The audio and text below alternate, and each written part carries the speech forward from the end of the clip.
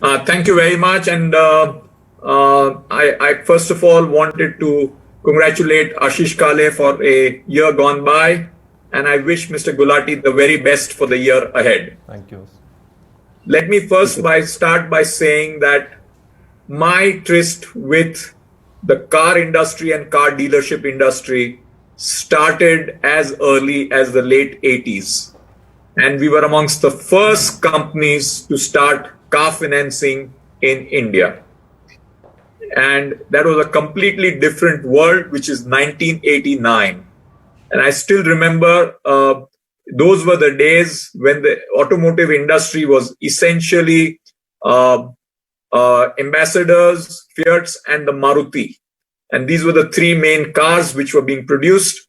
And I remember building a relationship at Kotak Mahindra across the length and breadth of the car industry and the auto dealership industry from those days.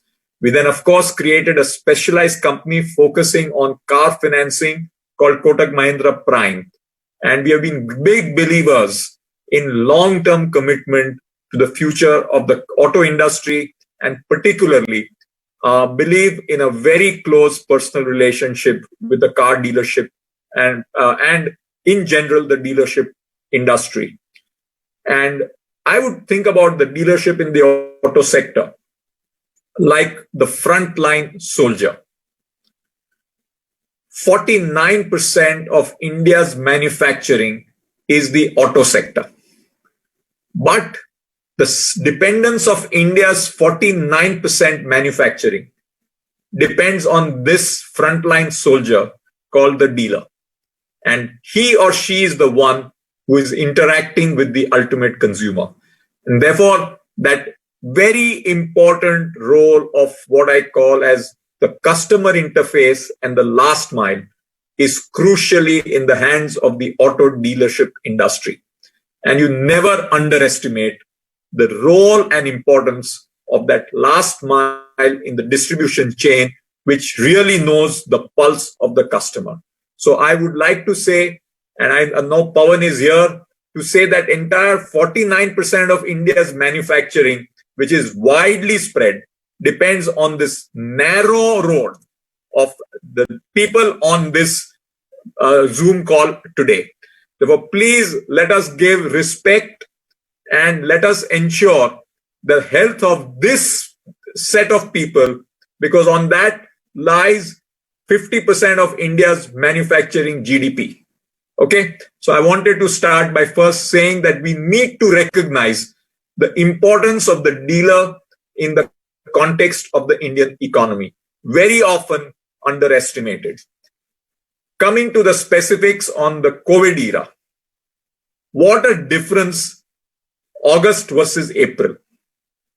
Thank God you did not have your AGM in April and you're having it in September after a reasonable August. I know still there are pockets, particularly in the commercial vehicle segment, which continues to face challenges, but many parts of the passenger car and the two-wheeler industry have actually come back. And therefore, I can see more smiles on the faces of people today than I would have probably seen in August. And I wanted to, first of all, reassure the entire dealership fraternity, many of whom we at Kotak consider as a part of our extended family, that both CII and Kotak Mahindra recognize and respect the role which you play. And we do believe you are a crucial engine for getting India's growth back and in the entire dream of the Prime Minister of an Atmanirbhar Bharat. Therefore, I would like you to stand up and be much more counted in the scheme of things than what may have been in terms of perception, which may be there around this meeting. And at this point, I would also like to share a few points of input and a constructive input on how I see the challenges and the opportunities for this segment of the industry. And I would divide it essentially into four important parts. First is short term versus long term. There is always a pressure on immediate bottom line. There is always a pressure on getting quick returns versus, as was said by Ashish in his initial speech, the importance of building a sustainable business.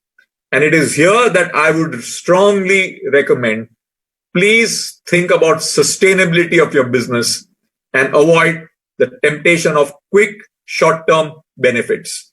And here I can really think about 3 or 4 important areas which I would like to specifically highlight. One is some of the culprits are also in our financing industry. We have many players in our financing industry who I would call as the hit and run players. They come in, disrupt for a while, tempt the dealerships, give some quick returns, and then disappear a year later. And you have to be clear that who are your partners from the financing side who will continue to be with you over a long period of time, and avoid hit and run approach in that context. Second, this is a very important time for reinforcing ethical practices. And I would say whether it is the financing companies or it is insurance companies or it is the temptation of making the maximum money when a car comes in for maintenance, my strong advice to the dealership community is think medium term. Don't kill the hen that lays the golden egg every single day. And there is something which I would like for your entire FADA as an association to think about it, because you have these as major sources of revenues, whether it is the financiers, whether it is things like the insurance commissions, or whether it is maintenance when cars come in. You have the right to make revenues, but ensure medium termism, don't do short termism, is my strong recommendation to the entire industry. And in this virtual world, you're better off having a virtual meeting than too many jaunts around the world. So that is just one general point I wanted to make. Second is, so first point was short term versus long term.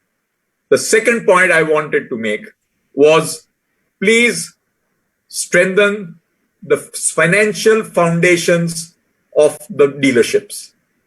There is a tendency at times that when the going is good, there is a temptation to diversify outside the dealership with cash flows or short-term cash flows coming from the dealership. And it is here very often the most alluring sector for many people in India is a temptation to go and buy some land in particular. Be careful that these are things which in the short run may look very lucrative, but should things change, land in some part of the country is not easy to monetize. And when cash flows get tighter, it creates a big challenge. Therefore, please focus on the financials of the dealership. Make sure that your leverage ratios are in good shape.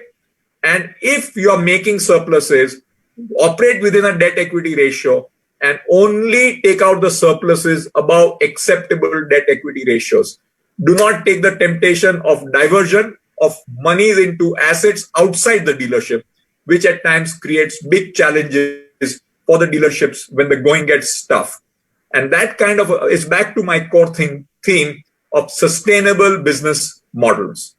The third point is a dramatic and profound change which we are all going through, and what that will do to the future model of the dealership business as we have seen. I'm sure you're taking good advice. You yourselves are experts in this sector, but if you see the development of trends, particularly in the area of digital and customer interaction, particularly through the digital channel, remember the battle right now between e-commerce and malls. So think how the dealership model will shape. Again, a question, multiple manufacturers, single manufacturer, How do you handle conflicts? These are the issues which the dealership industry must deal with and be a step ahead rather than being behind the curve, because you are the soldiers who will determine the future of this industry. And the fourth point, therefore, the third point is really the emerging trends and changes in your industry which will be required. And the fourth point is how sensitive you, as the frontline soldiers, are to the changes in the automotive industry itself. The introduction of electric cars. How will that evolve? How will your business model evolve? How will the whole battery and charging evolve? What will happen to the second-hand car market of the combustion engine?